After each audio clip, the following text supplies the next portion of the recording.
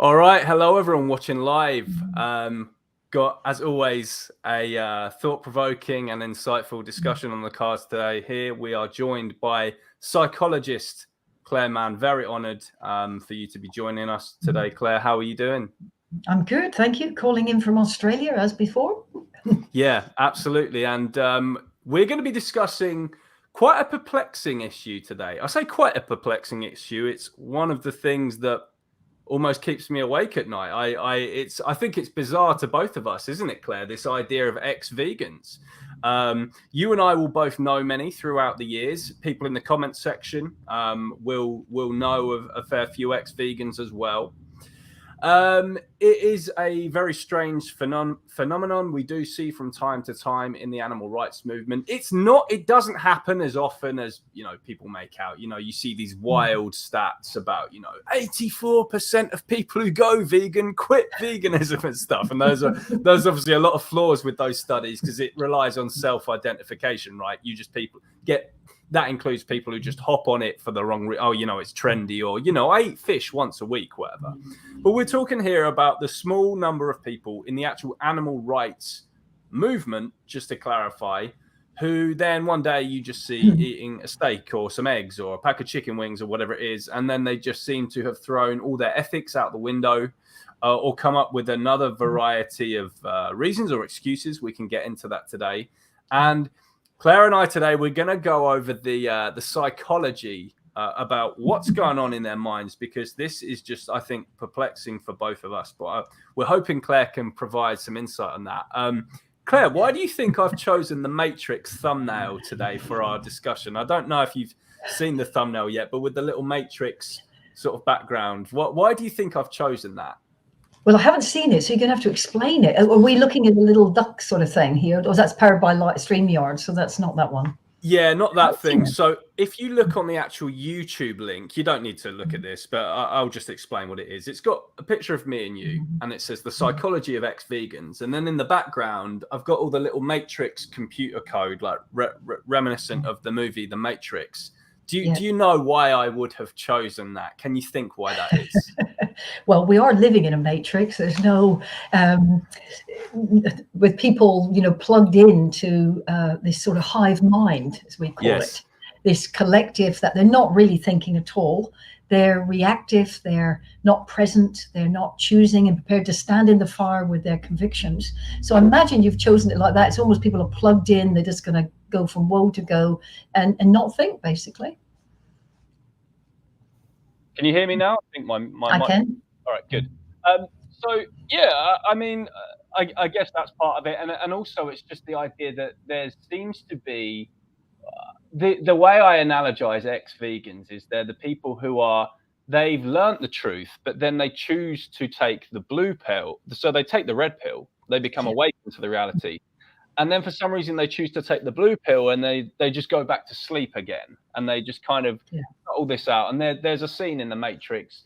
There's this character in there, Cypher, his name is. And he ends up like eating, there's actually it's a very weirdly analogous scene to what's happening, where he's living back in The Matrix and he's eating like this delicious steak at a steak restaurant. And he goes, you know what? Why didn't I just take the blue pill after all? And that is very, very analogous to ex-vegans. Have you seen The Matrix, Claire? Yeah, oh yes, very much so. And it just says it's a sign of our times, is it not? Absolutely. And I think it's actually the most unintentionally vegan movie ever made. But let's kick this off. What do we mean here when we say ex-vegan, Claire? Who do you think exactly we're talking about when we, just for the sake of clarity for the rest of the stream, let's nail that down. Yeah, well, let's divide it into two groups for a start, because there's a person you meet, your brother-in-law's cousin or someone at work. I used to be a vegan, I had no energy, so I went back. And when we really break that down, they're actually talking about, I stopped eating animal flesh, maybe I stopped drinking dairy or something. I felt so ill because I didn't have the patience to let my body adjust from all the toxins and grief and pain and suffering they're ingesting. So it's sort of, they see it purely as a diet, and because we don't, people don't get, the amount of vitriol about veganism, really about fussy diets, it's because underpinning it is something that people know. So you've got those there that actually never perhaps even took the red pill totally. They just went on a plant-based diet, and in fact, pretty bad one probably. Okay. The ones we're really perplexed about and alarmed and frankly depressed is people that we have stood in the front line with. We've been to the slaughterhouse with. We've did the vigils. We've done the cubes of truth. They've made documentaries, you know, and you've been on podcasts with them, and they really know the ins and outs of the animal suffering, and they dare to say, I just don't do that anymore, even though they have given that they appear to have opened their hearts and minds to this, to the suffering of another. And that is deeply alarming. So I think we're going to put them into two categories. But I guess for the point today, we're talking about the latter group, are we? We are absolutely talking about those, yeah. So it doesn't perplex me at all when the average person who says, I used to be vegan, says that. Those are just the excuse makers you see on the street who are just like, you know, the people who hopped on it for a trend, or it's just some silly little anecdote. We're here, we really want to nail down in the stream today. We are specifically talking about those people we stood on the front lines with. We used to work with them, animal rights organizations. We used to do activism with them. We've actually connected with them over the fact that there is this horrendous massacre of animals going on worldwide. And these people were vocally against it. They lived it. They lived the life. They said things like, I'll never, ever go back. You know, now that I've been fully awakened to the truth, how can I ever go back? And then one day, they do just go back. But, you know, on that note, Claire, do you think there is, so we'll use the term ex-vegan for the sake of the stream and just being clear for the rest of the stream. Okay. Do you think there even is such thing as an ex-vegan? Well, if we look at the definition of veganism, it's someone who lives with a philosophy of the non-use and non-exploitation of animals. One thing is we don't eat them. So we try to it's a non-speciesist position of non-superiority and, you know, non-violence, really. And you try to do everything you can to not be part of that horror story. Okay. So the challenge is that people are bringing, so that would be my answer. Absolutely. So is there such a thing as a non-vegan? You know, we can get very tied up in the ideology. Is there such a thing as a person who wakes up one day and says, I don't care about the suffering of animals. I don't just get it, so I'm not going to do it. I don't think the process is conscious like that. I actually think a lot of it is unconscious, and it taps into previous traumas that people, which have got them for a moment to empathize with the suffering and the horror, and they have to do something about it, and it's momentarily assuaged. But I don't think someone who commits their life to something and is able to stand in the fire and empathize with the suffering of another, not reduce their own suffering, but be over there in the sow crate and actually go, I have to do something about their suffering. I think there's a difference between the pain that's here and the pain that's over there that we're witnessing and empathizing with. So are you saying that the people who truly believed in the message that they would never return to being vegan, to being non-vegan? What's your stance on that? Well, I think anything is possible in a world of infinite possibilities. And I don't just think it's belief. I think we're talking about behavior change, which is when someone truly gets the suffering of another. Do they wake up one day and say, it doesn't bother me anymore? Or are they competing identities? Are they pushed out of a family group? Is their pain momentarily assuaged by them taking action? Or did they get kudos in doing this? Did they feel part of a group? Did they feel quite hip? You know, it's all sorts of rewards that come from calling yourself vegan. For some people, it would seem. But I don't think people just wake up. I don't think it's a conscious process, a lot of it. I think it's unconscious, which is what a lot of our behavior is, I would say. Yeah. I just want you to be clearer, though, for the sake of people who just want to hear like a yes or no to the question. Would you just say, based on that, because I guess from what I would gather from hearing you say that, Claire, is you would just be saying, no, there is no such thing. Although I could be wrong. Would you, if you were to have just to give a yes or no answer, is there such thing as an ex-vegan, as in someone who who truly empathized with animal oppression and then just... No, not really. You know, so if we're really going to be clear about the ethical and philosophical position which somebody bases the whole premise of their life. I mean, it infuses absolutely everything. It's not just something, you know, a fussy dart on the side, or even a religious belief, because, you know, you might sort of go and do a few naughty things and go to confession the next day. You know, it's because I can, but when it really hits you, as George, I've known you a while, I know that would affect you. You're not going to go back. You're not going to be able to live with yourself, actually. No. Your anxiety, your internal conflict would be so great, because you'd be torn apart by something that imbues everything in your life. And you're prepared to forego probably far more lucrative jobs and things that you might want to do if you were able to be a bit flimsy about your values. And you didn't care about animals, people, or the planet. And so in theory, I suppose, no, if we're really going to say, you know, what is a vegan? But I agree with you. And one of the things that I've observed about this that kind of, I think, proves our point about this, Claire, is, have you noticed when ex-vegans write their little stories on social media, you know, you just said a moment ago, you know, it would devastate, you know, if someone like me or you, who we deeply care about what's happening to animals, let's say we did have some kind of nutrition problem or something like that. And let's say hypothetically, Claire, you or I had to go back to eating animals, right? Wouldn't we choose, like, A, wouldn't we be feeling horrible about it? And B, wouldn't we choose like the lowest sentience animals, or like the least harmful animal products? So it'd be like, you know, this would be my, if I was to ever become an ex-vegan, because like, let's say the nutrition failed me here, this would be my social media message, Claire. Okay, it'd be like, dear all, you know, I have some extremely disappointing news to bring to everyone. I'm so upset and I'm really ashamed about this. If anyone can provide help.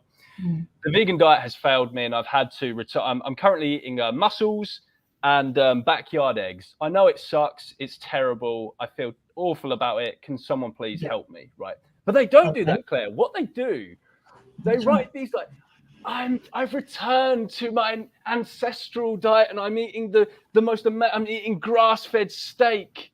And last night I had a rack of lamb and I just feel amazing. It's like something in my body switched on and I'm a whole new person. And it's like, hang on, that's not something a vegan would say. I thought the point was, you were an animal rights activist. You were in this for the right reasons, right? You were actually a vegan, but the diet just failed you, right? Wouldn't you be feeling terrible about this? Wouldn't you be choosing the lowest sentience animals? Wouldn't you be eating backyard eggs? Why are they now?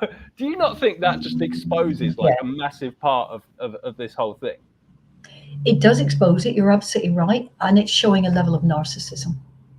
Is actually, and I think they may have even gone into it because of narcissism, i.e. an overinflated sense of who they are and their self-importance, and look at me, look what I'm doing, I'm a great person. They get a load of accolades, they get a load of, isn't that a great person going out there? You know, and then suddenly they don't. You're absolutely right. It's a level of indulgence, isn't it? But I want to pick you up on something before, is because when, you know, you're talking about the lowest sentience animal and whatever, there is another option, of course. We could just choose ill health. You know, in one sense, it's actually because, and I'm not putting myself on a pedestal here. And if I was on the deserted island, who knows what I would do if I was starving? We're not in that situation. And I even know the non-vegan loves to test our resolve by saying, what would you do, you know? But I remember when, and I'm in that very special place, or honored place, is actually I became vegan before I knew I was a vegan. Is because when I saw 16 years ago, all the videos, all the thing, I thought, I can't be part of that, and I can't eat that, and I can't wear that, and I can't. And then I looked at my partner and go, can we even do this? Are we going to die? Because I didn't realize actually that's what a vegan was. It was someone with this philosophy. I did actually think they were kind of the end of the line vegetarians. And I'd been vegetarian for 30 years by that stage.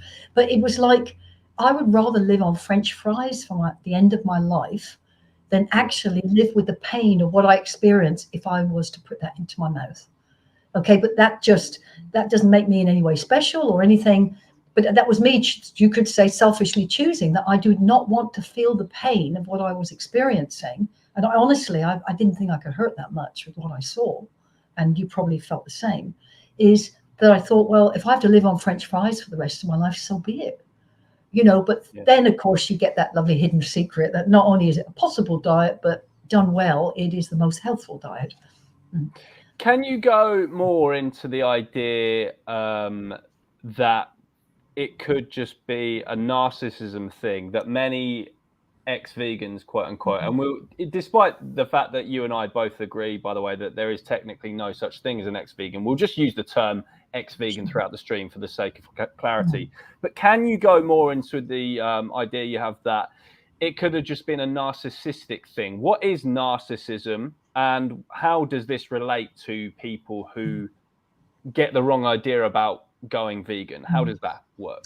Sure. Well, narcissism, and I believe it was a Greek sort of not philosophy, a Greek sort of story, that narcissist was a person who was constantly looking into a mirror and saying, how beautiful I am, how amazing I am.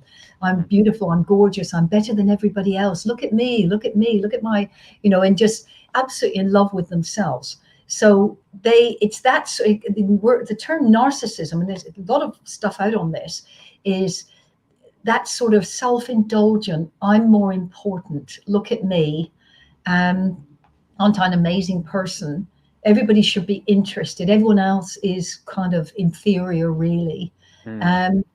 So it's an overinflated sort of, and unfortunately social media can actually indulge us on that. Is, hey, look at me, I had beans on toast for dinner last night, as if anybody's really interested, and there's nothing wrong with sharing a meal that you've, particularly, and you could help other people to, eat good food being a vegan, but it's in an indulgent sort of way. And it can be very seductive. It's kind of aligned with being a sociopath sometimes, and that's pretty extreme. A sociopath is different than a psychopath. A psychopath is someone who deliberately goes out to hurt and gets pleasure from it and has no remorse whatsoever. A sociopath is someone who just really kind of takes advantage, is narcissistic, but will almost, and I've seen a few people in the vegan movement give their services, perhaps at quite a high level, and they even mimic the welling up with tears. They kind of empathize. They speak the language because it serves them in some sort of way. Maybe they're making a film, or maybe they're doing something that gets them out there and gets them into a soft heart of the vegan. And then they also can say somebody has some skills like yourself, and they say, George, they might take advantage of your platform or your skills, and they don't believe that and they do something really corrupt or crooked, and then they say to you, well, George, you're an idiot because you don't do it with all your ability. God, if you don't do it, it's your fault, and if I've ripped you off, it's because you're, so it's aligned with a sort of indulgent sort of, this is sort of making sense, because these things are never like black and white. It's just useful terms and behaviors that we use to describe behaviors, really. Yes, it does make sense, actually. In fact, there are some people even that might spring to mind to me. I won't name names because, well, number one of the people I'm thinking about here, it's not even fully confirmed yet. I don't know. It's not publicly out there that they are an ex-vegan, but there seems to be strong rumors going around that they could be.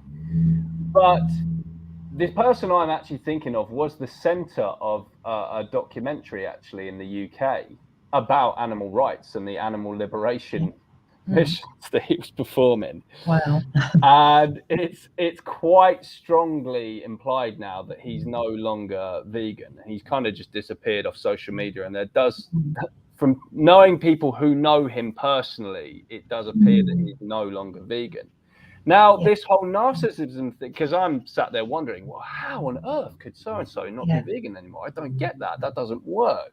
But then you mentioned the thing about the narcissism. Do you think there's almost this kind of like superhero complex that it's like, there is a psychological phenomenon, isn't there, where people go out looking for things to actually they look for people or animals in this case to save, to liberate, not maybe because they care about the person that they're liberating, be they a human person or a non-human person, but because they care about putting themselves in the spotlight. Look at me, I'm Superman, I'm a superhero. Did you see I just broke into this pig factory farm last night and I liberated a pig? Make sure to get this on your documentary and take these pictures of me and stuff.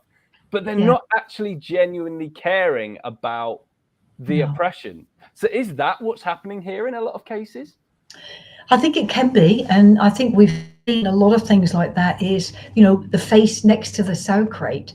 Now, in one level, some of it is, we've got to use our intuition here. It is a level of indulgence. It's saviorism, of course, but it's looking at, hey, I'm out there doing the stuff, and I've seen people where they minimize people saving, street dogs, for instance. They say, well, everybody looks after dogs. Almost again, they've got their own speciesism, but I'm doing the heavy, hardcore stuff. I'm breaking into the testing labs or doing the animal slaughter stuff.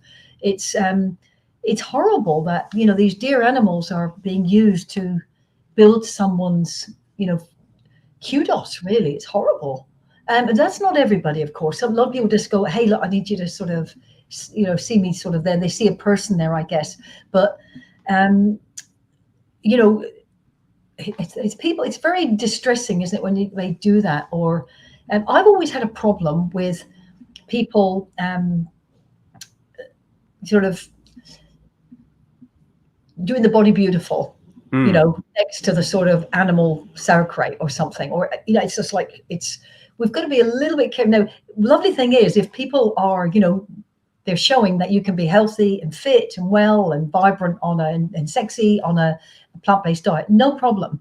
But separate that from the horror of, because there's some people that actually do like violence, and we live in quite some sick individuals around the world that really do get off on the suffering of others. And so if you've got a sexualized thing around animal suffering, I'm really uncomfortable about that. I don't think in and of itself, getting in a bikini and showing how fit you are is a problem, but don't mix the messages here, I would say. Can you clarify what you're saying is happening there? Because I'm not sure. Yeah, not sure if I fully understand what are you saying, that there could be people almost getting some kind of satisfaction from animal suffering in order to make themselves look good? Is that the point you're making? No, I don't think it's unconscious. I think people want to get out there and get a reaction, and right. they note reaction on Facebook or not Facebook, Instagram or whatever, in terms of followers or likes or shares or something. But that ultimately, we are interested in people. That isn't a measure, for instance, of whether people are going to change. Now, we might be popular something. I was sent something today by a dear friend of mine, Jane Unchained, and she was talking about, I don't know if it was in New York or California, and it was girls and guys sort of thing in different, very little in their underwear, holding up, sort of getting attention. Now, number one, I don't have a problem with that per se. They were trying to get people to have attention and stop and say, wake up, okay, rather than just passing by. So it did actually get people's attention. I think it's when and I'm not talking about the people sexualizing this for their own sake. I'm talking about, there are people out there that get off on cruelty to human beings, abuse of power to, we know things like crush videos, George, horrific things happen to animals. And so associating eroticism with animal suffering, I think we've got to be very careful there. We've got to, I think you've also then got the very real legitimate vegans that say, I will do anything just to wake people up. And we've actually got to measure, are things working? Are they consuming less animals? Are they out there becoming activists to stop the animal suffering, not our suffering? Now, we've spoken already about those people who just sort of hop on it to make themselves look good. They're narcissists, whatever, or various other reasons. But do you think there are outliers? Do you think there are people who genuinely cared, who deeply felt what was happening, and then they just returned to eating animals, exploiting animals again? Yeah, I think it's possible. And I think it's because of previous traumas. Because when we see what we see, it taps into, a lot of our own pain A lot of people have suffered enormous abuse in their own childhood, either physical, sexual, you know, verbal bullying within their families, and bullied at school and at work, to a, you know, awful state, to almost wanting to take their own lives. People come to life with terrible traumas, and they often hide those. Yeah. Because, you know, our little, particularly with children and young people, they're, you know, it's too painful to, so we try to do away with it. We try to get on with life, and it's got a way of coming back and biting us. And I think a lot of people really empathize with the suffering of animals, because either consciously or unconsciously, they know what it's like to have their power taken away. They know what it's like for people to incarcerate them. They feel tied down, hemmed down, no freedom, no voice.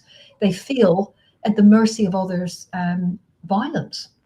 And whether this is conscious or unconscious at the time, and I'm wondering to some extent whether, if it's unconscious and people just feel outraged by the suffering of towards animals, and they get out there and they start doing things, it may assuage that pain for a while, because they feel they're doing something about it in a way that when they were abused, for instance, they didn't have that agency. The problem is the time comes when it becomes apparent that unless you're dealing with the source of the trauma, you know, it'll keep coming and rearing its ugly head, so to speak. And so it may come up again, and then people feel shame or dirty or horrible. And instead of seeking help, perhaps, or realizing that what is going on, they might actually do the very thing that it seems crazy to us, but they might actually do things that make themselves feel even worse. I'm a horrible person. I'm a dirty, shameful person.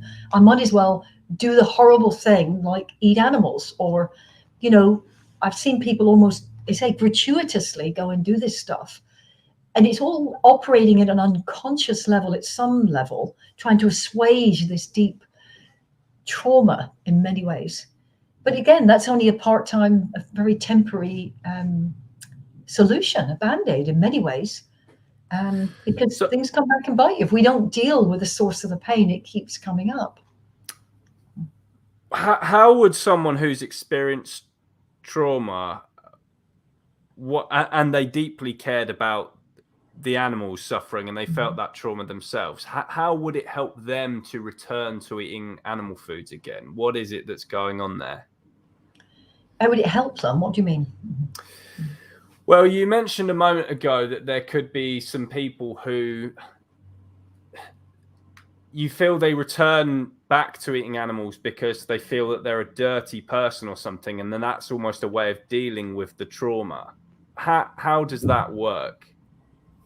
Well, I think if people haven't dealt with, you know, particularly childhood pains, and it doesn't need years of psychotherapy or something, but to even just recognize that there is, usually works out in relationships. When we get into relationships or people have their own children, that is often when things come up, you know, and so it's unconscious. So the person starts to see the suffering of another, and they actually brings up their own suffering. They may not even remember the events. Sometimes they do. They get flashbacks of it, or they do, and they've tried to get rid of it. They've tried to put it out of their lives.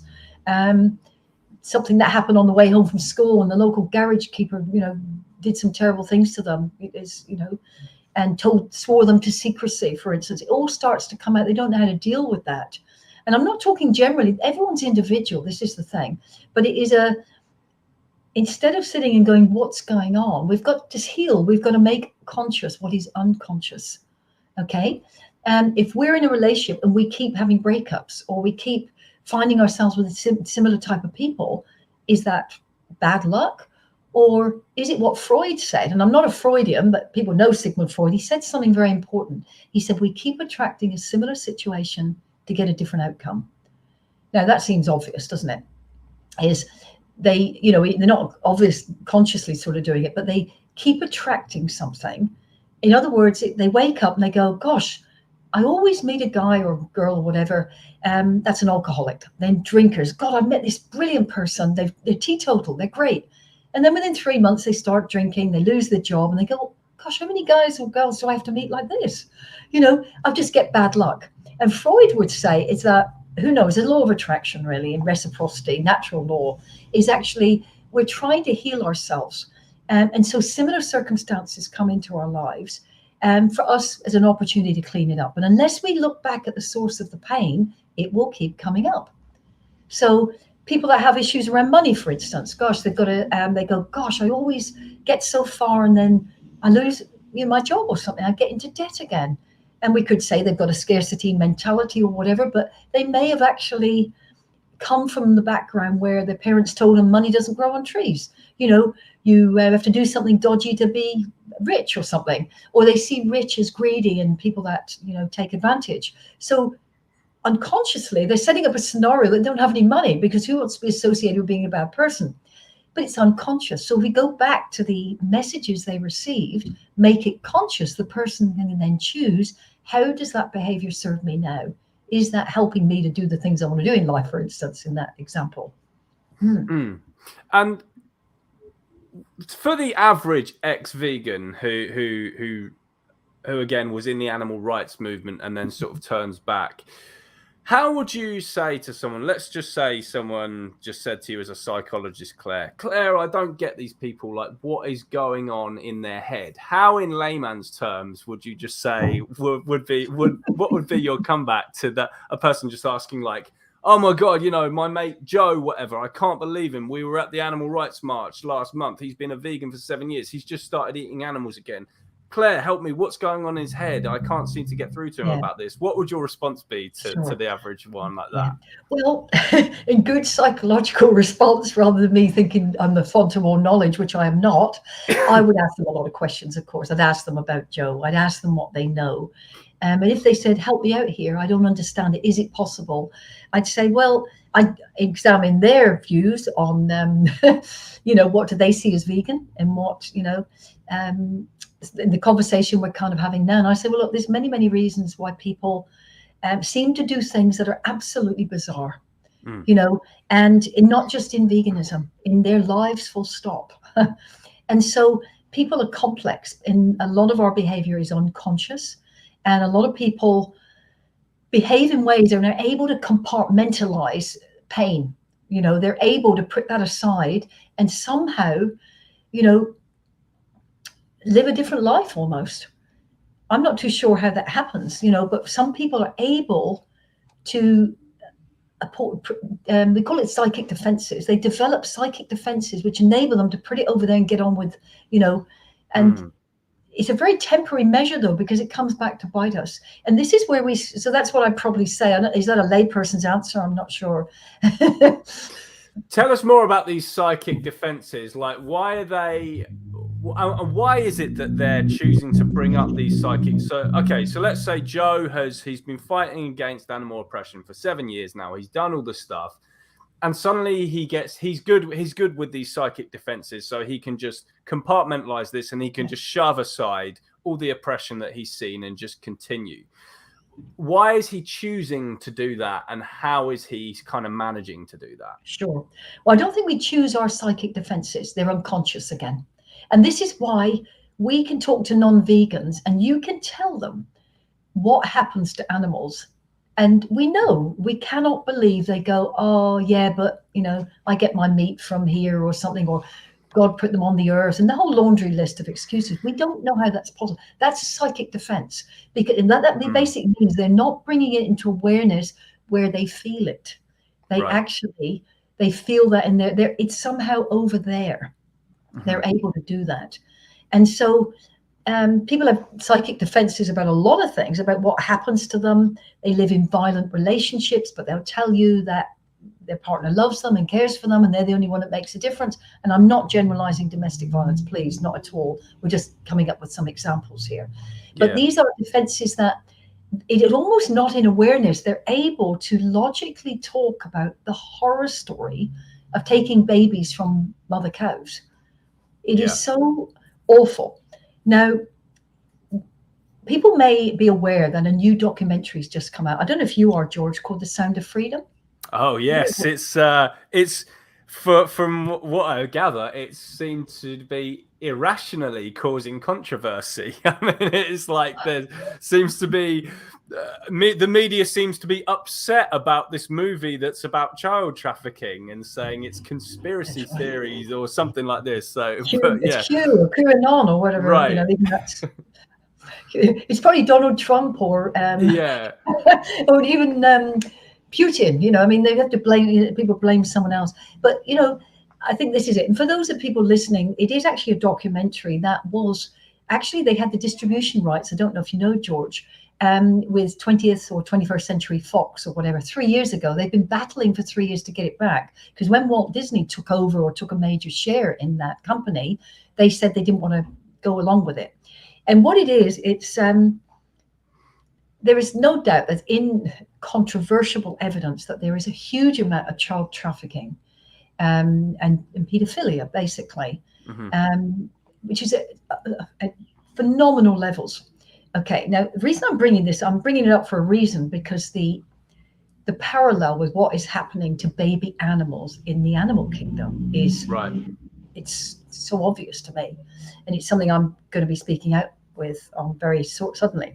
But what it is, it's a documentary that was made. It's a real life story of it's Tim Caviezel. People may know he did the Passion of Christ, and he was kicked out of Hollywood basically for that. So he said he couldn't go to the guy who literally went over and investigated, went undercover to actually talk to child traffickers. It's a massive industry, 180 billion a year, apparently, what they have evidence of in America alone. That's massive. What? Wow. It's a very, expensive game. We're talking millionaires and beyond to actually have the funds to even do that sort of thing, get access to these horrific things. But the film's come out, and it's now come out highlighting that story. And he closed down a lot of rings, and it's opened up a lot of things in high places that we are horrified by. Okay. The reason I say that is because I watched the pre-things. I haven't seen the film yet. It'll be out on Twitter very soon. But I know people that they sold 1.4 million tickets apparently in the first 2 weeks. This is in person. What I looked at, I was looking at the audience in the sort of the launch of it to a private group. I didn't see the documentary, as I say. People were horrified. They were crying. They couldn't believe. And I heard phrases after the interviews with them as, how can we do this to babies and children? Now, as a vegan, of course, I go, well, I see this all the time. It's just a different species. But I think there's an opportunity there, George, because if the vast majority of people are going to be horrified that people can abuse children as young as 3 years old. And there may be people listening here that this is tapping into something. And, my heart's really with you on that. Because this happens is right across our society. And thank you for being here if that's the case. But the reality is that we do this. It's an opportunity to get people to realize is that for us, violence is violence. It doesn't matter what species we're operating to. Abuse of power, taking away people's agency, which is, an adult with a child is clearly a mismatch of power and not abusing animals for whatever reason is an abuse of power. And I think we have a time in our history to say that all violence is wrong and all superiority is in that sense of taking away someone's agency. So I think we have an opportunity if people can, the vast majority of people will be so pained by, is this even possible? That actually we're going to go, well, yes, it actually is, and it's happening. And if we really want to stop it, we can't be half-hearted about it. We can't ingest and pay someone else to do it to other people's children and babies, animals, if we want it to stop. I think we're living in a very interesting time in history when a lot of things are coming up, and we're seeing really that it's the same issues, really. And for the average sort of ex-vegan who's managing to compartmentalize all this and just push it aside, do you think the underlying motive is they're dealing with trauma themselves? Do you think the underlying motive is that they just want to live life again like they used to before, and they're just able to push it aside because they can eat a steak again and they just like the taste of steak? Do you think that they're doing it?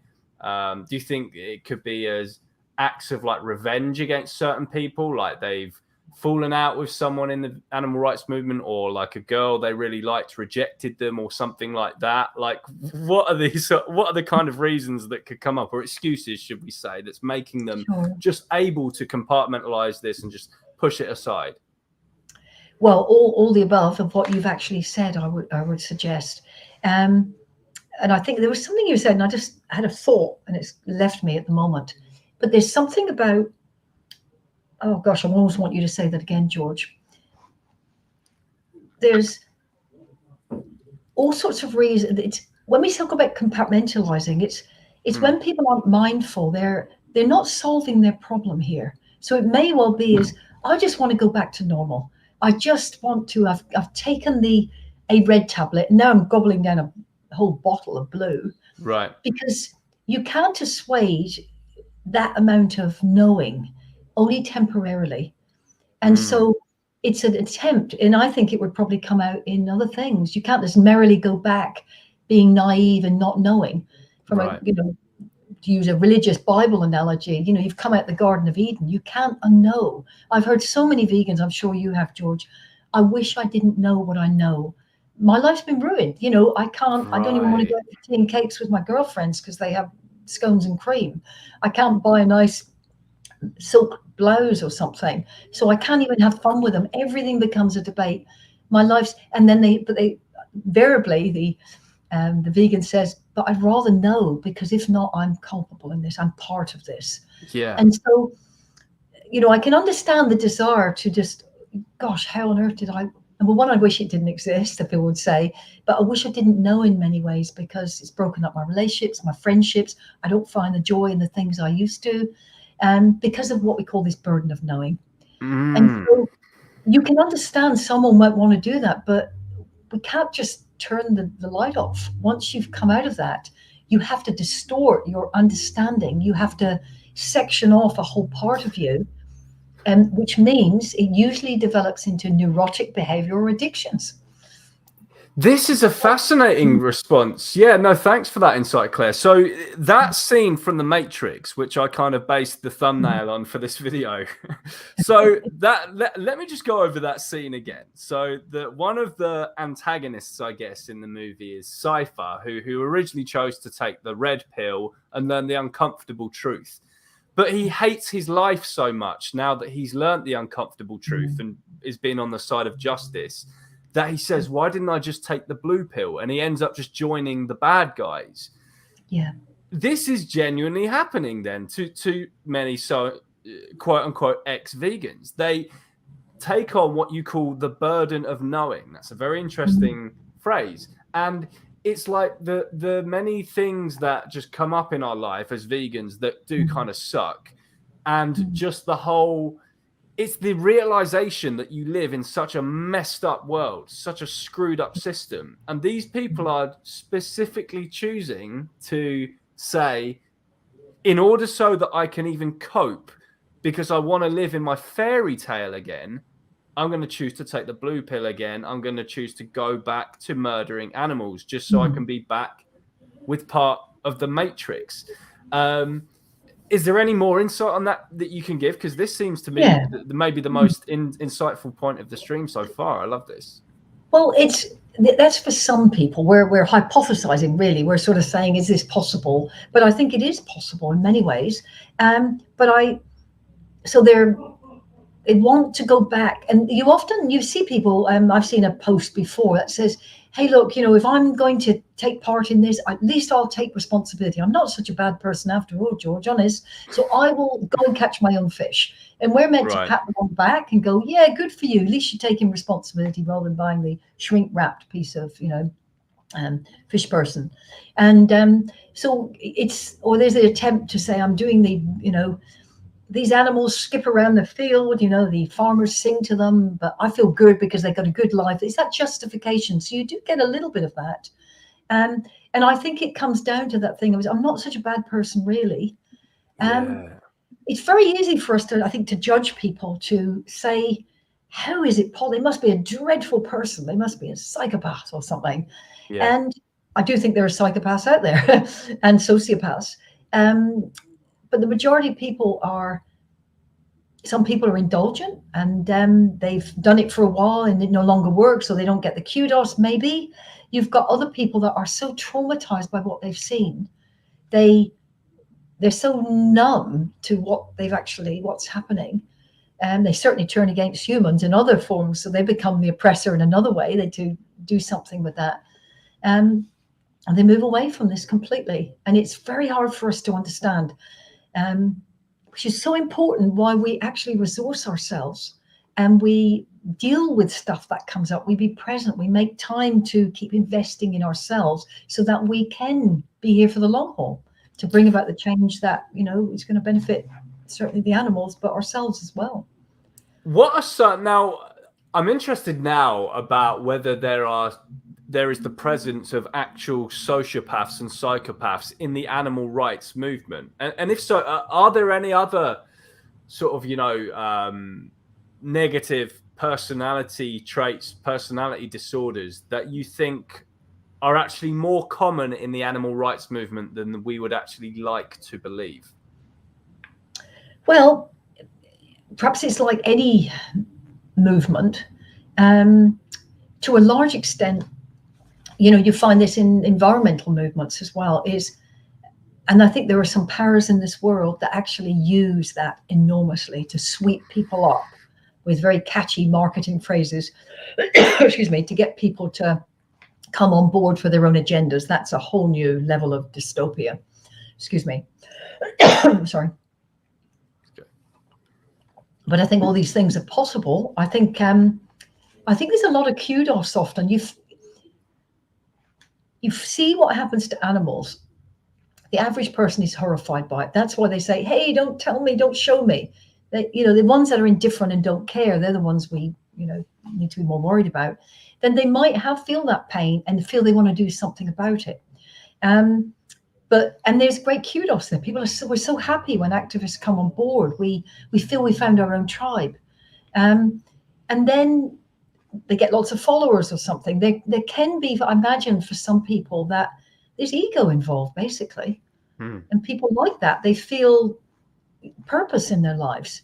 But to have real purpose, to feel you found your life's calling, you've got to be prepared to be uncomfortable, to actually not say what your audience or you think your audience likes. You've got to speak the truth, and you've got to do the thing. I mean, I've certainly made myself unpopular, and so have you, George. And if you do it with integrity, because I keep saying, well, it's not really about us.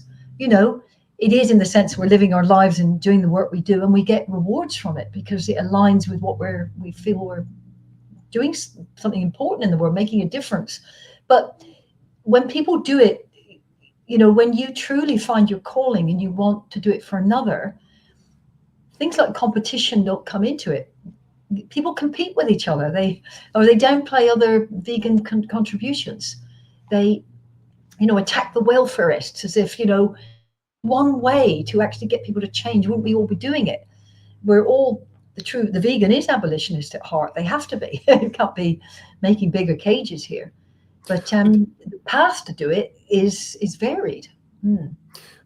But can you give like a list of certain personality disorders or I mean like the negative ones that like psychopathy, Machiavellianism, narcissism, stuff like that. Can you list a certain number of those that you think are actually present among a greater number of animal rights activists than we would like to believe? Because this could be interesting if you think that could be plausible. George, you're trying to get me thrown out of the world. I'm putting you in the hot seat, Claire. Oh my gosh, that's right. This is the last podcast that George and Claire ever did. Well, firstly, let's identify what the labels of mental illness are. Okay, well, a label, it's really decided amongst, quote, professionals like psychiatrists and psychologists or something, people that are bound by certain parameters to do their job, because we're all psychologists, aren't we, George? Really, we're all trying to make sense of human behavior. Hopefully, people that have been trained in a certain way is to be more objective, to stand back, to look at the patterns between why people do things, the repeated things that people do, the inconsistencies when they come and see a psychologist. That is, you give that, mirror back to people so that they can truly choose to change and bring things to awareness, to change and work through things.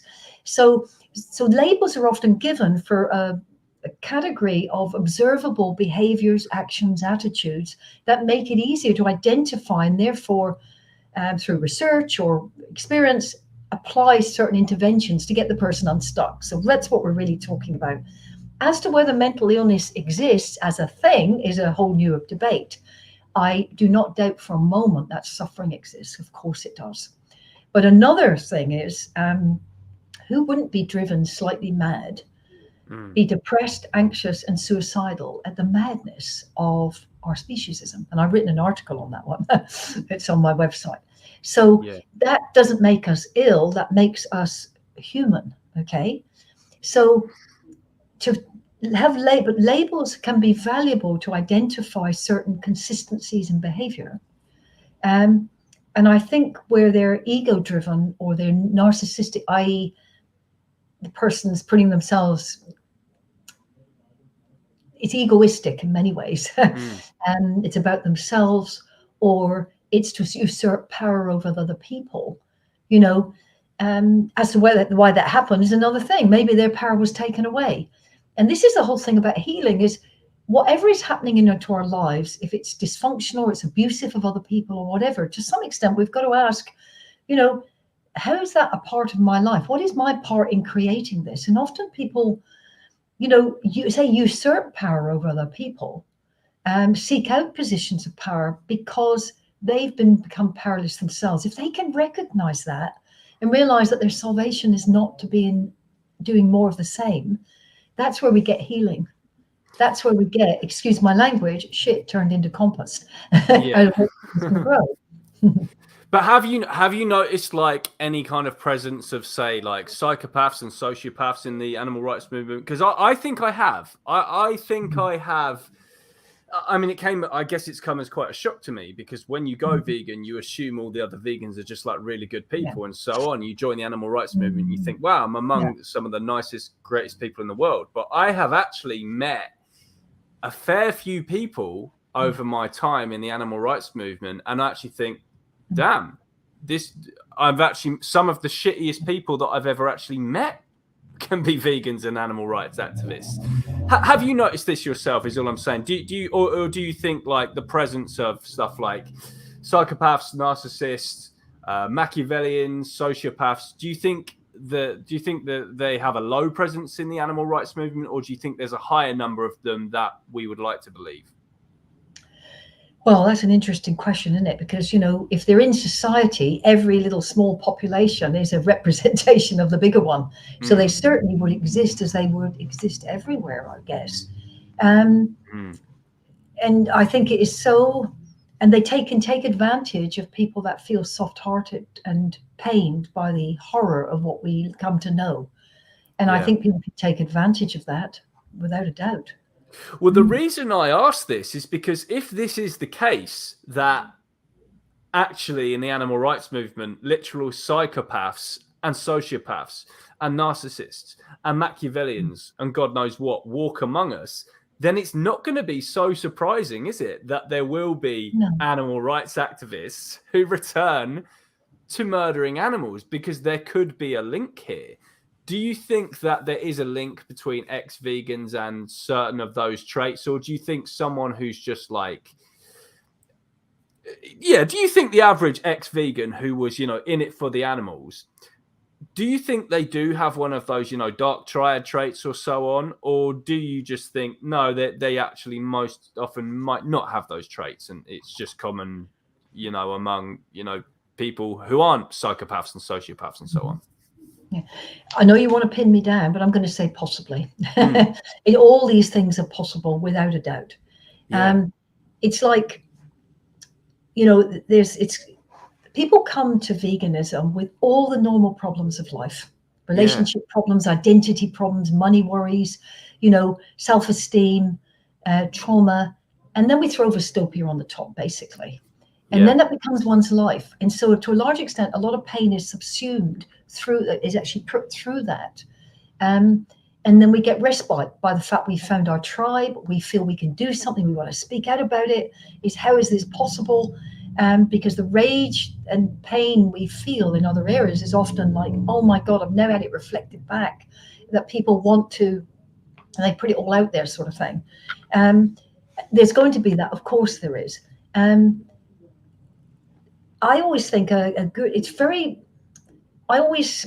people say, I can't stand humans anymore. They're horrible. If we could only just get rid of all of us, we're horrible. I used to like humans, now I don't. And I think that's a way of dealing with one's pain, because you think, I can't believe people are capable of doing this. However, we end up, if we do that, we're being violent. We're putting violence out into the world. And actually, because we want the non-vegan to expand, they may care about their neighbors, their children. They may be working with orphans in Africa. And we're asking them to increase their window of compassion to animals. And yet we don't take the same medicine. We go, no, I'm over humans. That's it. I'm out of there. In many ways, a lot of vegan and activists need to expand their window of compassion to non-vegans, if I dare say. Oh my gosh, she said it on a podcast. Gosh. It's very relevant, because I am one of those people you're talking about there. I have, my compassion, my empathy for humans has just it's dropped sevenfold since going vegan, which you think is actually the opposite of what should happen. When I first went vegan, I thought I was going to become a more caring person than ever before. And in many ways, I've actually become less caring, only about humans, not about animals. But I guess my counter to that is I have good reason for that in many cases, as in the people who walk among me, they are actually, saying these horrific and evil things. And I just do think that animals do deserve protection more than the average human does in this case. But it's definitely, I mean, we spoke about this on a previous live stream we did. I definitely agree with you. You did make some good points that by being misanthropic, it could just be a way of dealing with this trauma ourselves. That could be a part of that. That is, I guess I'm finding that as a way to deal with a pain that I have as a result of living in this world. But in any case, it's not the misanthropes, I don't think, that will end up so much returning to eating animals. Or do you think there could be a case there? Do you think there could be a link with even, because in my opinion, that wouldn't be the case. In my opinion, it's the misanthropes who really, really deeply care just about the animals way over the humans that are not going to go back. Do you think there could be a case, though, that actually misanthropes, because they end up spiting themselves almost so much and their own species, that something could happen there and they could become an ex-vegan one day? Well, all things are possible, but I don't think when people, particularly activists, and I put myself amongst that thing because I do activism, it seems to be that when we see the suffering of animals, this is across the board, we are more immediately pained by that. And it's the sort of thing that keeps us awake at night. Is that because we don't get so hurt by what's happening to humans? And is that because we believe, well, everyone's going to be horrified, but someone's going to be doing it, almost looking after that sort of area? Or I think it is, but it happens. There's no doubt about it. Is people say, I hear about some atrocity or something and I think it's awful, but it doesn't pain me in the same way it pains me about animals. And I really get that. I think I was a psychologist for 25 years by the time I became vegan 16 years ago. And I don't know if I got my maths right there, but it's, gosh, that makes me 70 and I'm definitely not 70. Gosh, you see what I mean? I've been around about 30 years and about 15 I've been, but I worked in all sorts of areas. I worked in homicide in Sydney. I was working with the families of people who had lost people to homicide. I've obviously, as a general psychologist, worked with all forms of abuse and people suffer enormous suffering that people go through, and their pain and grief and loss, and these are very real. We're at life. And and I've spoken publicly about it, but when I became aware of what happens in the institutionalized and systematized abuse of animals, I said publicly, I did not know I could hurt that much, because the sheer size of it, what we call the ubiquitous nature, it's everywhere. And it just, and then the seeming way in which we collude with it, and we're duped into doing it, even when we find out there's dystopia, the dark and dystopian trance-like collusion people have with this reality. They're not even part, then you believe they're aware of, and even when we say it, they deny it. So there's this double trauma going on. But I think the non-vegan, there's many reasons why people stop being vegan, publicly sort of saying they're not vegan anymore. Yeah. And I think a lot of it is to do with trauma. That doesn't let them, it's not okay to do this, by the way, guys. Yeah. We don't sort of say, okay, well, that's so okay, but people that, I've seen there's people that have been in the movement for 40 years, and they're often the people that just silently keep going. And whatever, we don't have the luxury when we see people that we've admired. It's very painful. I've been horrified at some of the people that have walked away from this and eat animals. It's horrific. It's indefensible, actually, whatever the reason, really.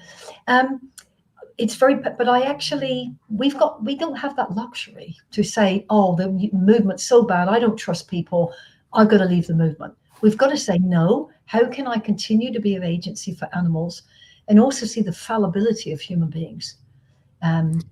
So that we don't get our time mixed up with this stuff. We say, how therefore do I continue to be, doing the thing I need to be doing, which is closing the testing labs, getting rid of the cages, and stopping our speciesism, really.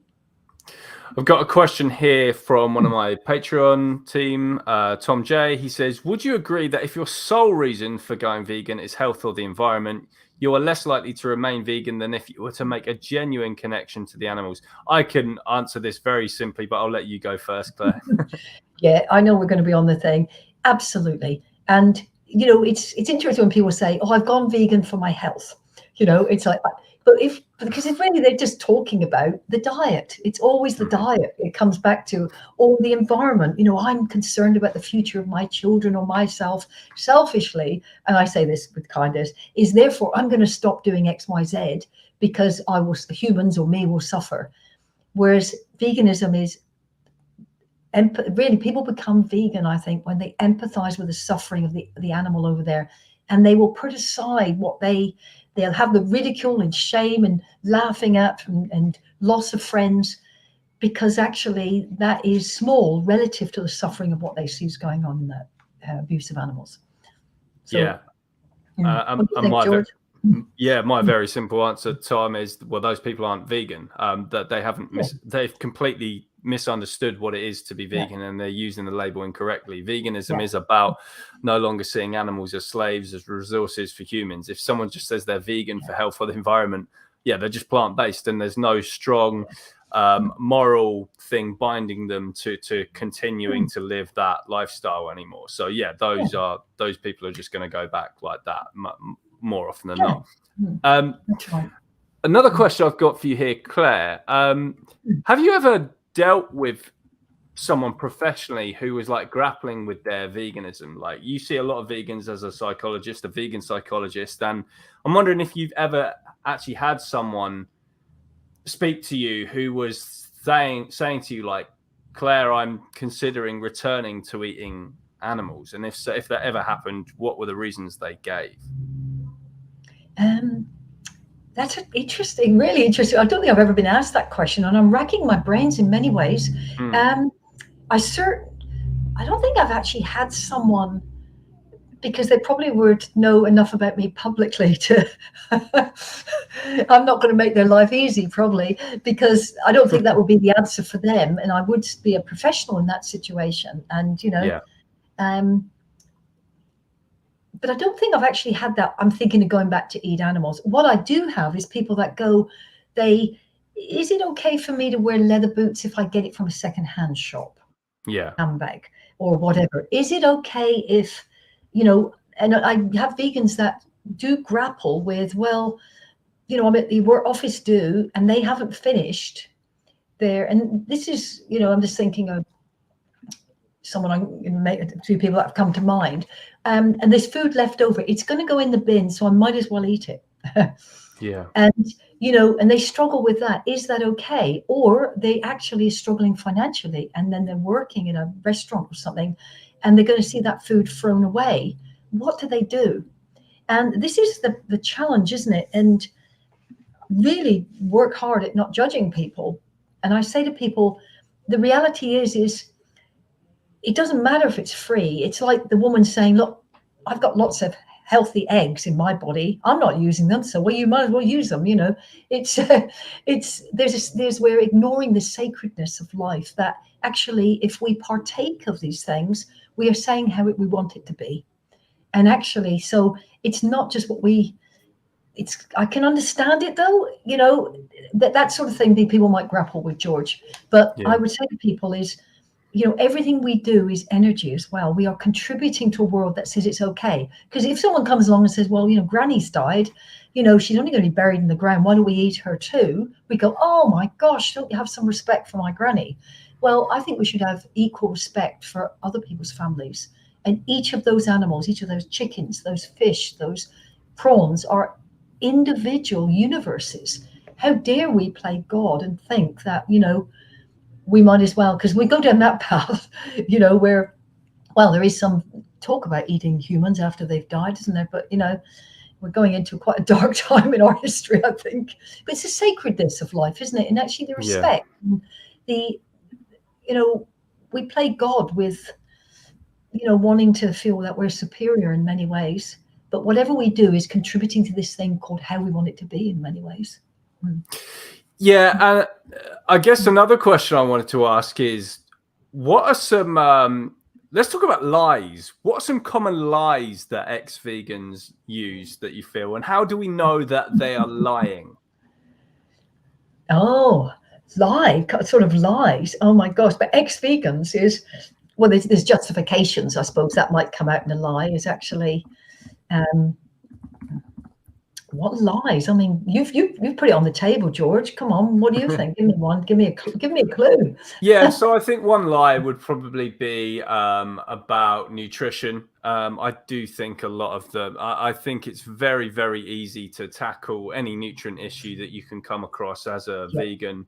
It's just so easy to tackle that. And then one of the biggest pieces of bullshit they'll say is, oh, did you try supplementing this or something, like if they weren't getting enough this?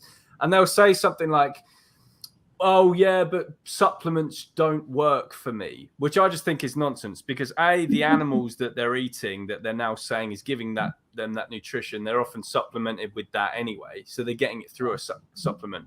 And number two, it's like they're kind of defying the idea that drugs work. For an ex-vegan to say, yeah, I tried, taking a B12 or an iron supplement or whatever it was, and it just doesn't work. It would be kind of like someone saying, I tried snorting cocaine, but that doesn't work, so I have to instead eat this to get high off cocaine, like eat the body of an animal that has cocaine in it. Like, it would just sound absurd, right? Drugs are extremely powerful at delivering whatever the thing is. I mean, you're essentially writing off drugs as not working if you even say that supplementation doesn't work. So I think that's a very common and easy one to.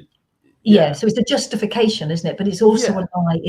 It's also, somehow they're different. It's almost, I've got a very special need, and we hear this from non-vegans and we cringe, don't we? It's like, I've got a certain blood type, or it's okay for you. I've got this sort of, I don't think Mother Nature messes it up that much, that we've got these anomalies of nature that somehow have to go to a multi-billion-dollar pharmaceutical company to get a supplement in order to live every day. The reality is that we are so far away from the diet I believe we should be having, which is a whole food plant-based diet ultimately. And this is coming from someone tonight who's actually ordering pizza in their motel. So there's nothing wrong with this, guys. But my main diet is a whole food plant-based diet. And we can get, leafy greens are the best sources of B12, but the problem is, as we know, is so many of them have been the way we do the insecticides and pesticides, you know, and it's not always possible for people to get organic food or to grow it themselves. But I really encourage it if we can, because a small amount of that is better than a whole group of that. A kilo of carrots is probably the equivalent nutritionally non-organic than actually 2 carrots over here. So nutritionally wise, it would work out the same way in many ways. But, you know, people's financial circumstances are very different. And but if we eat, I very rarely take supplements, okay? But I am growing a lot of my own food, and I don't have a big garden, but I'm able to, you know, grow things in pots, grow your leafy greens. You shouldn't have a problem. But we do have to look at our diet, because I think what's the research sort of saying here? Something like 80% of our serotonin in our bodies, one of the happy hormones, is created by the gut microbiome.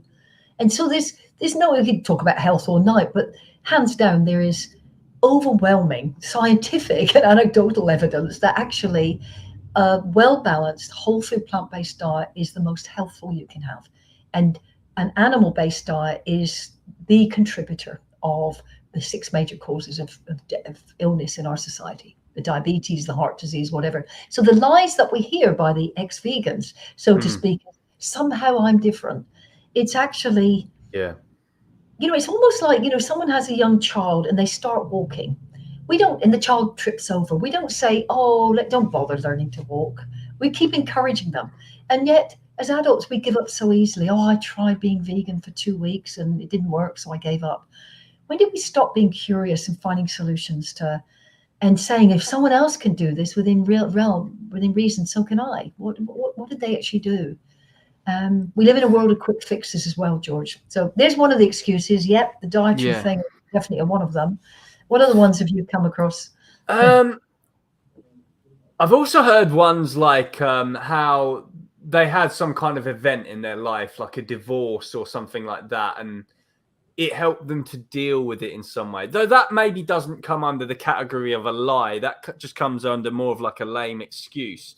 Or another lie is they might say that, you know, I've heard them say that actually they're reducing their harm because, like, oh, animals die in crop harvesting, even though obviously farmed animals we know are actually fed copious amounts of crops. And then there's trillions of sea animals murdered every year as well, being suffocated on the decks of ships. So it doesn't make any kind of statistical sense for them to say that. So that's another lie I've come across.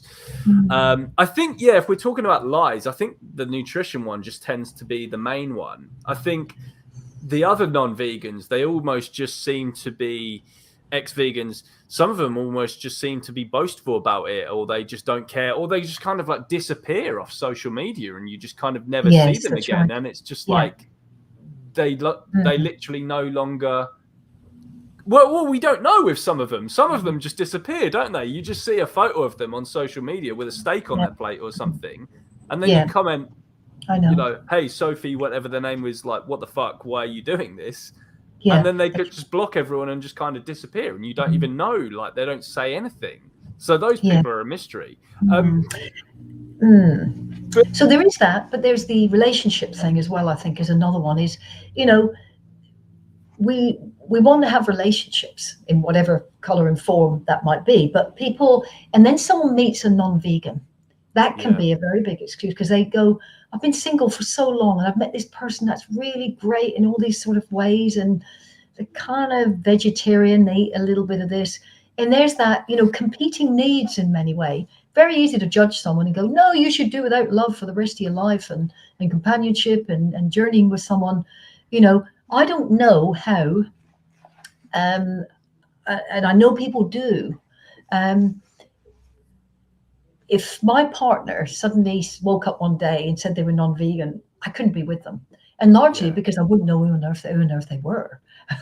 Because I'd see everything that our lives are imbued with. And that was the person who led me to veganism, by the way. They sat me down and said, you got to watch this stuff, because this isn't just happening in New Zealand where we'd seen hunting and whatever. And on the spot, we became vegan, and so did our dogs. So, you know, I was very lucky, but people do, you know, I've known people that have been real activists out there making amazing, you know, contributions to the world, but their partner is very much an omnivore. Who was the one? Renee, who was the lady that very sadly was ploughed down outside a slaughterhouse? Oh, Regan Russell. Regan Russell. Her partner, I believe, wasn't vegan, her husband. Right. I don't know how that works. I don't know from both sides how that is possible to, unless, someone has a huge level of compassion and is holding the possibility for someone to become vegan.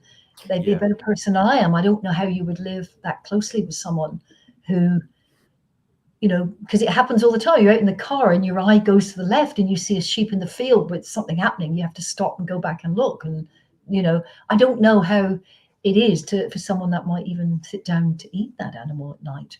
So, but, it's very easy to judge other people. Everyone's comes to this thing called life differently. Now, one thing that I've observed about ex-vegans, Claire, is they always seem to be beyond reproach. As in, whenever they make their little announcement on social media, you comment on it like, why, how could you do this? And do you have any questions? I'm sure I can help you return back and blah, blah, blah. They just don't seem interested. They seem totally shut off. They start giving all the old crap excuses they were given as a carnist, lions though, and blah, blah, blah. Is there any hope for ex-vegans? I think I've seen an ex-vegan return to veganism once, and that was Tim Sheaf very recently. He released this kind of almost apology video on YouTube, maybe a few weeks back, just saying, hello, I'm now vegan again. I'm sorry for publicly denouncing veganism. I was going through a tough time. The excuses were pretty rubbish, to be honest. But that's the only case I've ever seen it. Are they beyond reproach, Claire, or is there... what's going on here? Because I've never had any success with talking to an ex-vegan. It just seems that they're gone and there's nothing you can do about it. Yeah, well, there's something what we call sedimented beliefs. It's these rigid beliefs, and we see it in the non-vegan movement all the time. We need to eat meat to be strong and healthy. The same old nonsense people go along about where they get their protein and the calcium, the normal laundry list, as I always call it. And so there's these sedimented beliefs. It's almost like the sediment at the bottom of a river. It sort of gets embedded. And these beliefs are very rigid. And they're particularly fixed when it comes through high emotion.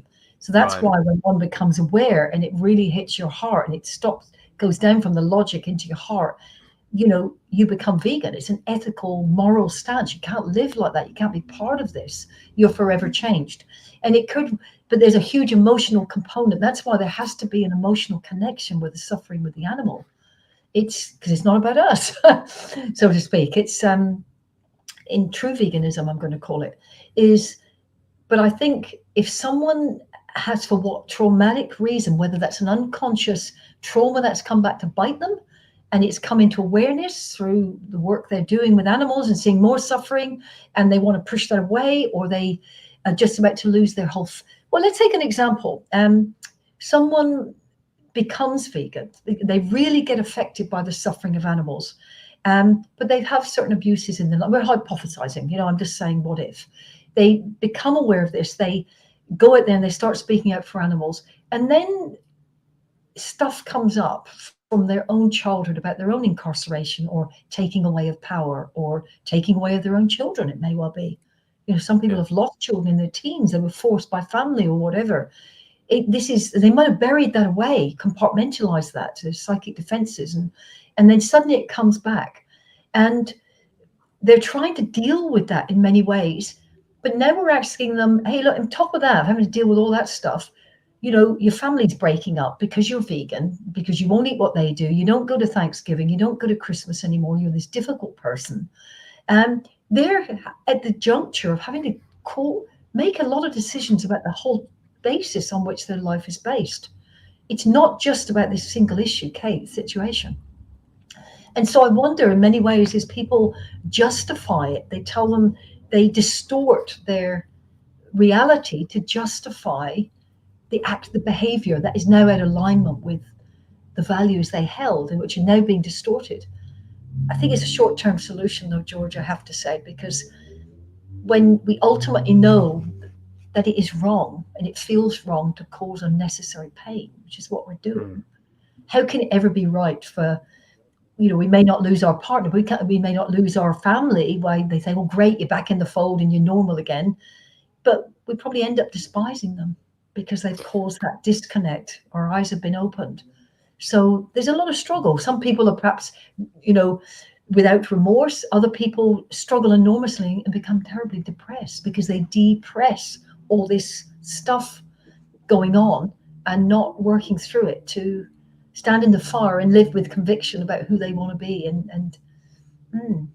So how should we talk to ex-vegans? Because for me, it's just never worked. I've never ever I've been able to convince non-vegans to go vegan, as in people who were never vegan before. Ex-vegans, I'm just hopeless. I'm probably just the least. I consider myself a very skilled vegan advocate at speaking to non-vegans who've never been vegan. I consider myself the worst person in the world at speaking to ex-vegans. I don't know what to say, Claire. It doesn't work. What should we be saying to them? Off with their heads. No. Yeah. Should you be saying anything? I mean, you could be, you know, if somebody was in that situation and said it to me, I'd say, help me out here. How does this work? You know, you used to be vegan, now you're not. What does that mean?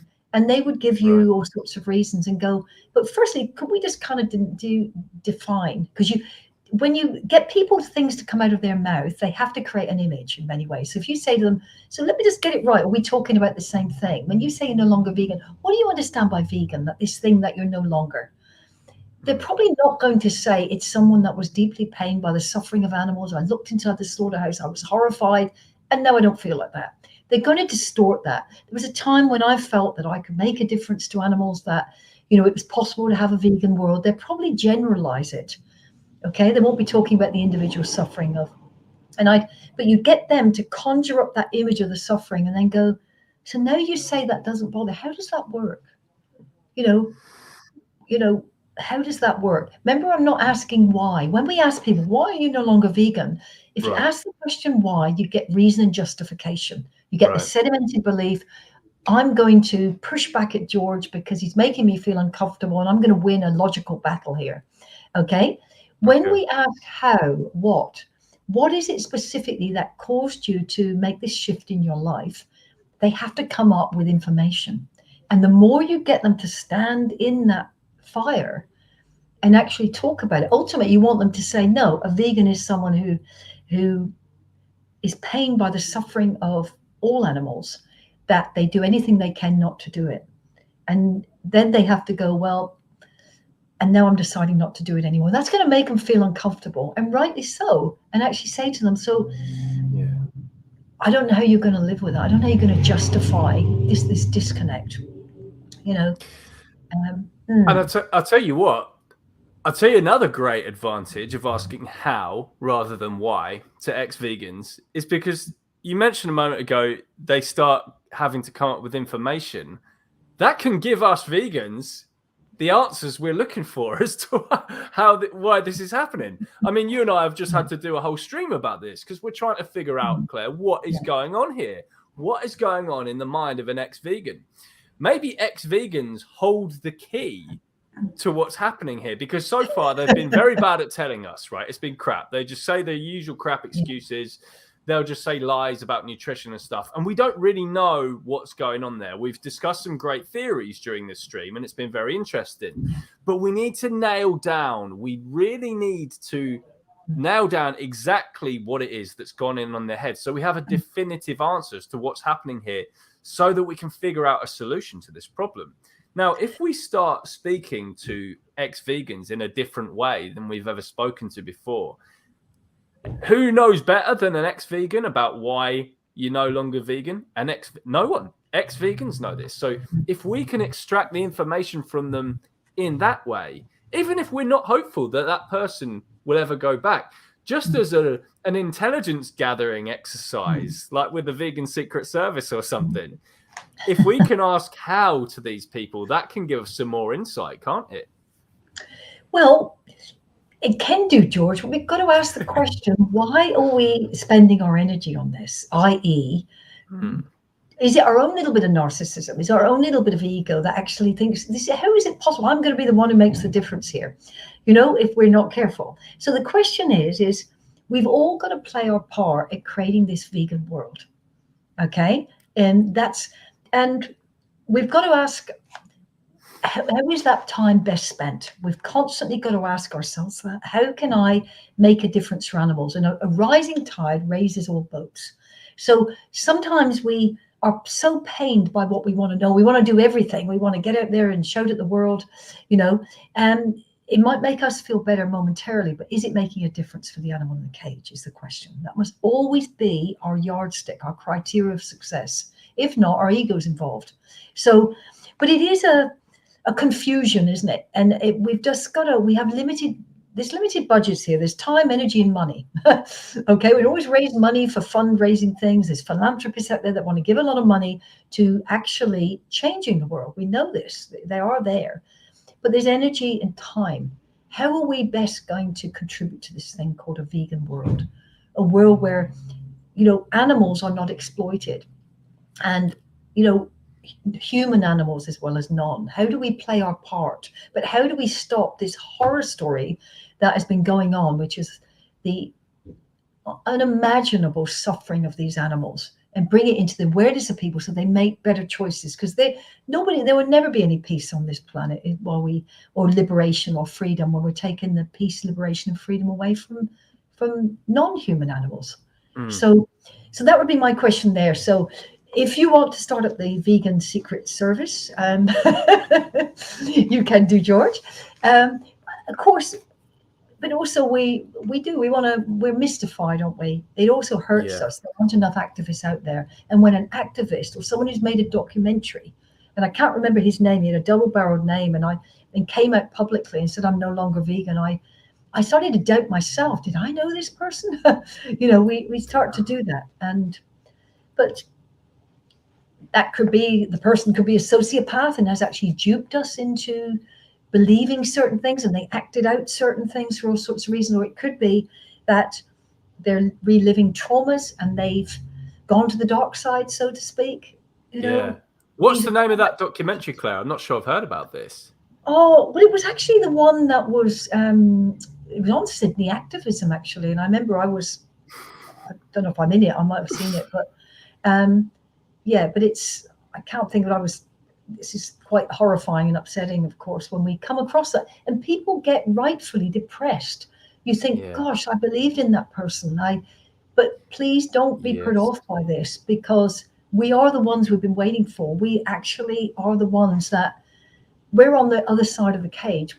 Our work is important in bringing a kinder and compassionate world. And it starts by being kinder and compassionate to ourselves, and I can assure you I am not perfect. And I assure you I have great rage at non-vegans often. And it presses a button, and I may not be as compassionate in my answers sometimes, but I do pick myself up and I go back to a person, and I often will point out that maybe I was a little heavy-handed with what I said. However, what I don't apologize for is sharing with them the horror of what happens to animals, because that is something that we all need to know and make better choices about. We're coming to the end of the stream now, Claire. So just while we've got a minute or so left, is there any final thing you want to say about ex-vegans and what's going on in their brain? Ways we can address this? Any interesting additional theories you might have, or anything like that? Well, it's interesting what's going on inside their brains. I think neuroscience, which is the science of the nervous system in many ways, it tells us a lot. Is people, things become behaviors, attitudes, beliefs become hardwired, and literally they do. When we actually look at a brain without the skull on, not that we get a chance other than biology lessons probably to look at this, is there's little indentations in there. They seem to modify and change as we change and grow. And they're literally, when we say hardwiring, there is literally almost a corresponding, I don't know if you can point out which ones, I'm sure we can't, but these behaviors become, firmly fixed. and particularly where there's trauma involved. You know, in the same way that when we become animals, we only have to see an image or hear the music from Dominion, and we can go right back there. The thoughts, feelings, attitudes, hormones all get, they're in a sort of sequence almost. And it's very quick sort of learning and reactions and change in behavior. Maybe people that have become, something has happened along the way that was traumatic for them, emotional for them, that it literally, there is a change in the brain structure. There is a neuroplasticity almost that actually causes them to really firmly justify their bad behavior, basically. Human beings are complex. Hey, I've been, you know, studying the human condition through my work. I've had the honor of knowing about a lot of people's stories, and I still can be surprised. I don't think for a moment I have the answer. I don't have the answer by any means, but I'm absolutely mystified by the good things, the horrible things people can do, but I'm also greatly encouraged by the amazing things people can do and the power we have to change the world. So keep going, everybody. This is really important. Don't get put aside by people that are either fair weather vegans or they're justifying bad behavior, because ultimately it's violence, and it's not okay in any language. Yeah, thank you very much for that, Claire. And to everyone watching the stream, we hope you found this insightful. I know me and Claire did not come up with the perfect answers to everything, because, you know, it is very hard to, you know, as Claire said, humans are very complex, and Claire herself has been studying psychology for decades, and we still don't know the perfect answer to every single thing about the human condition. But without doubt, I think this stream did provide some very good answers, and I think it has been very informative. And there's some good theories in here that we can get discussing and talking about. I was particularly, you know, fascinated by the idea we spoke about earlier in the stream, Claire, about the burden of knowledge and stuff. And I'm wondering to what extent that may have played a part in so many people dropping out. But yeah, we hope you all enjoyed listening to this, and thank you so much, Claire, for giving up your time as usual to come on and discuss these really important issues with me. Yeah, and thank you. And you know, I've my screen is little. My glasses aren't quite working. I need to get a new prescription. But I can see a lot of comments up, and I'm sorry if we haven't got to the comments properly. I couldn't actually read them because I kept sort of having a quick look. But thanks for everyone that is on the live stream. And you know, keep going, and we'll keep trying to demystify. We're also not working in isolation, are we, George? It's not just this person is in isolation. We are part of. We want to belong. There's a huge amount of conformity people go along with. Some people have differing abilities to stand up and be counted and we don't want to be disliked. There's all these sort of things, but we need to get over our desire to want to be popular and to want to be. It's better to be liked for disliked for who you really are than to be liked for someone you're not. Exactly. That's a phrase I live by. Well, we both live by that. But yeah, thank you so much, Claire, and thank you everyone for joining us. Thank you.